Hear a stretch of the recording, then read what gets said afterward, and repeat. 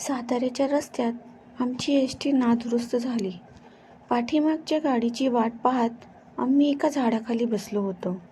नाना विषयांवर आमचे संभाषण वळता वळता अद्भुत गोष्टीवर आले आणि आमच्यातील एकाने पुढील गोष्ट सांगितली.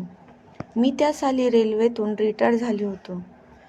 नोकरीत असताना मुलांच्या शिक्षणाकडे फार दुर्लक्ष झाले होते. आता त्याची उणीव भरून काढावी अशा हेतूने एखाद्या मोठ्या शहरात घर घेण्याचा मी विचार केला. त्यावेळेला माझे मेव्हणे असत. त्यांच्या माहितीत एक माझ्याजोगे घर होते. ते त्यांनी आम्हाला सुचवले. एकच थोडीशी अडचण होती. घर अगदी मध्यभागी नव्हते, पण तेथून गावात नवीन बस चालून होणार होती. पण बाकी सर्व दृष्टीने योग्य वाटले, म्हणून आम्ही ते घर घेतले. आम्ही राहावयास आलो तेव्हा उन्हाळा संपत आला होता. मुलांच्या शाळा सुरू व्हायला 1-2 आठवडे होते. त्यामुळे सगळा जम व्यवस्थित बसला. त्यावेळी मोहन होता 10-11 वर्षाचा आणि शकू 2 वर्षाची लहान असेल. तिच्या शाळेत त्या वर्षीपासूनच एक मोटर ठेवली होती. त्यामुळे तिच्या जाण्या येण्याचा प्रश्न सुटला. मी मोहनसाठी एक लहान सायकल घेतली. त्यामुळे तोही एकदम खुश झाला. मला बागेचा थोडा नाद होता. त्यामुळे माझा वेळही चांगला जाऊ लागला. 2-3 महिन्यात आम्ही नव्या वातावरणात अगदी रुळून गेलो. नव्या घरात दिवाळीही चांगली साजरी झाली. त्यानंतर शाळा सुरू झाल्या तेव्हा या गोष्टीला प्रारंभ होतो. आसपासच्या वाटा चांगल्या माहीत झाल्यावर मोहन मधल्या एका वाटेने शाळेत जात असे. त्या वाटेवर बरीच झाडे होती आणि मध्येच एक पडके घर होते. घर कसले, विटा चुन्यांचा ढिगाराच. त्यातील फक्त एक भिंत उभी होती. त्या भिंतीत एक दाराची चौकट शिल्लक होती. भिंतीच्या दोन्ही बाजूस गवत व झुडपे वाढली होती. त्या जंगल वजा झाडीत माणसाच्या वस्तीचा तो अवशेष किती उदासवाणा वाटत असे. हिवाळ्याचे दिवस होते, त्यामुळे मुले शाळेतून घरी येत तेव्हा अंधार पडलेला असे. त्या दिवशी मी काही कारणाने घरीच होतो. मी खिडकीतून बाहेर पाहत उभा होतो. तो मला समोरच्या वाटेने मोहन घरी येताना दिसला. किती जोरात दामटत होता सायकल तो. घरी येताच मी त्याच्याशी या बाबतीत बोलायचे ठरवले, पण माझे सारे विचार मनातल्या मनात राहिले. तो सायकलवरून उतरला. तो धावत धावत माझ्या खोलीत आला. त्याच्या चेहऱ्यावर अगदी कावराबावरा व घामाघूम झाला होता. माझ्याजवळ येऊन तो मोठमोठ्याने धापा टाकीत उभा राहिला. मी साहजिकच त्याला विचारले, "काय झाले रे मोहन?" "आप्पा, त्या पडक्या घरापाशी की नाही काहीतरी आहे." त्यावेळीसुद्धा मला त्याचा "काहीतरी" हा प्रयोग जरा चमत्कारिक वाटला. "काहीतरी म्हणजे काय रे? वाघ की लांडगा?" कोणीतरी रडत होते आप्पा तिथे." आता आमच्या घरापासून तो मेन रोडपर्यंत वाटेत कोणतीच वस्ती नव्हती. तो मला थोडे नवल वाटले. "कोण होते ते पाहिलेस का तू मग?" "नाही आप्पा, पण की नाही लहान मुलासारखा आवाज येत होता." मला हे सांगताना त्याचा चेहरा मोठा विलक्षण झाला होता. मला वाटले की हा आता रडणार. जात्याचा मोहन मोठा हळवा होता. कोणाला काही वेदना होत असल्या त्याला पाहवत नसत. एखादे चिमणीचं पिल्लू जरी आईसाठी चिवचिव करू लागले तरी त्याला अगदी गहिवरून यायचे. त्यामुळे वाटेत ऐकलेल्या या आवाजामुळे त्याच्यावर परिणाम झाला तर काही नवल नव्हते. असेल कोणाचे तरी चुकलेले मूल असे म्हणून मी त्याचे त्या वेळेपुरते समाधान केले. पण तेवढ्यात काही हे प्रकरण थांबले नाही. दुसऱ्या दिवशी मी कुठेतरी गेलो होतो. 7-7:30 सुमाराला घरी परत आलो. तो घरात धावत पळत असलेली दिसली. सुशीला माझी पत्नी मी घरात येताच म्हणाली, "कोठे गेला होता इतक्या वेळ तुम्ही? मला तर वेड लागायची पाळी आली आहे." "हो हो, पण झालं तरी काय एवढं?" "काय झालं काय? हा मोहन तापानं फणफणून पडला आहे. शाळेतून आल्यापासून नुसता जप चालवलाय तुमच्या नावाचा."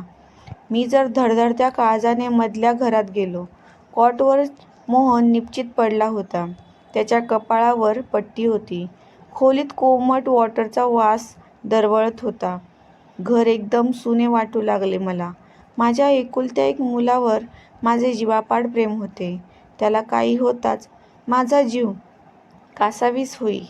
मी खुर्ची घेऊन त्याच्या कॉटजवळ बसलो. त्याचे कपाळ गरम झाले होते. तोंडही किती सुकून गेले होते. मी जवळ बसल्यावर थोड्या वेळाने त्याने डोळे उघडले. माझ्याकडे पाहून तो म्हणाला, "आप्पा."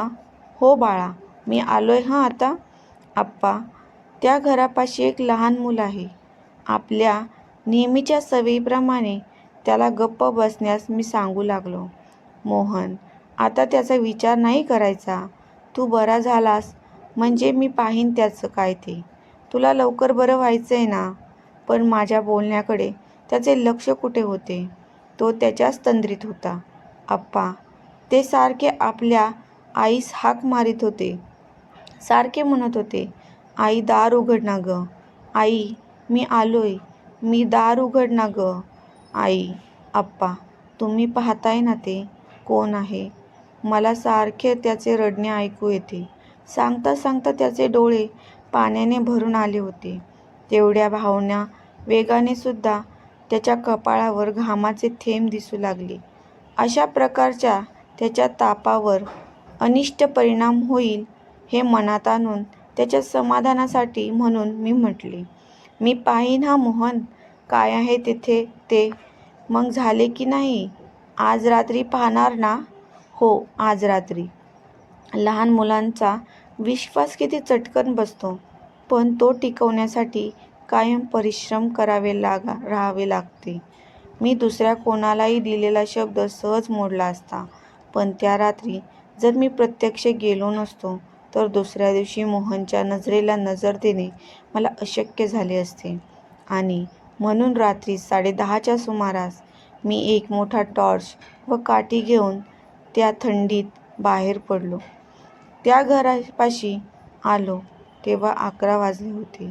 रात्रीच्या अर्धवट प्रकाशात त्या दृश्यात एक भयानपणा आला होता. आपल्याला काही दिसले अशी अपेक्षा माझी नव्हती, पण तरीसुद्धा मनाला एक प्रकारचा अस्वस्थपणा वाटू लागला. मी टॉर्चचा प्रकाश त्या भिंतीवरून व चौकटीवरून फिरवला.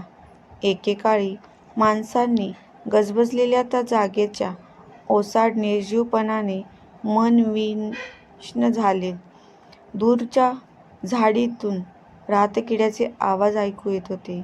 माझ्या जवळपास मात्र अगदी शांत होते ते. मी त्या चौकटीतून आत गेलो. आत बाहेर या शब्दांना तेथे अर्थच नव्हता. दोन्हीकडून उजाड होते. मी त्या भिंतीस चक्कर मारून पुन्हा रस्त्यावर आलो. काही अनपेक्षित घडणार नाही याची जर मला खात्री होती, तरी तसेच न घडल्यामुळे मला जास्त सुटल्यासारखे वाटले. मी टॉर्च लावून वाटेला लागण्याच्या विचारात होतो आणि त्या क्षणी मला माझ्या पाठीमागे एक दीर्घ सुस्कारा ऐकू आला. त्या आवाजाने एखादा स्फोट झाल्यासारखा मी दचकलो आणि टॉर्चचा प्रकाश सर्व बाजूला फिरवला, पण मला काही दिसले नाही. आणि पुन्हा माझ्या अगदी जवळून तो दीर्घ निश्वास परत मला ऐकू आला. मी 2 पावले मागे सरकलो, पण माझा टॉर्च मला काहीच दाखवू शकत नव्हता. आणि तेवढ्यात ती विलक्षण शांतता 2 शब्दांनी मोडली. "ए आई गं." ते शब्द लहानशा मुलाचे होते. त्यातील आर्जव, त्यातील निराशा ही माझ्या मनाला कशी कापीत गेली. टॉर्चने काही दिसत नाही हे माहीत असून सुद्धा वेड्यासारखा मी टॉर्च गरागर फिरवीत होतो. पण त्या लहान कंठातून पुन्हा शब्द येत होते, "ए आई गं, मी आलोय. दार उघड ना गं आई." पुन्हा पुन्हा तीच विनवणी. एखादे वेळी आवाज अगदी बारीक होई, मग हुंदक्या मागून हुंदके येत आणि मग पुन्हा तेच शब्द. कधी कधी बोलणारी व्यक्ती दारासमोर येरझरा घालीत असल्यासारखी वाटते. कधी दारापाशी बसून बोलण्यासारखी वाटते. पण शब्द तेच. आई ग, ए आई, दार उघड ना ग मला, मी आलोय. मी दीडमूठ होऊन उभा होतो. माझ्या मनातील भीती अनुकंपेच्या लाटेत केव्हा विरघळून गेली होती. माझा जीव त्या शब्दांनी कसा होरपळून निघत होता. कोणता लहानगा जीव या असह्य वेदना चक्रात सापडला होता. कोणी या कोवळ्या जीवास दाराबाहेर ठेवले होते आणि आता त्याला हवे ते दार स्थलकालाने बद्ध अशा जगात नव्हते. हा प्रकार सुमारे 15 मिनिटे चालू होता आणि मग निराशेच्या एका अर्थहाकेत तो आवाज थांबला. धडधडत्या काळजाने मी त्या आवाजाची प्रतीक्षा करीत राहिलो. पण सगळीकडे एकदम शांतता पसरली होती. मी घरी परतलो तेव्हा माझ्या मनात कोलाहल चालू होता. त्या तळमळणाऱ्या जीवास मी काय मदत करू शकणार? मित्रांनो, पुढील भाग क्रमशः. तुम्हाला ही कथा आवडली असेल तर चॅनलला लाईक आणि सबस्क्राईब नक्की करा. धन्यवाद.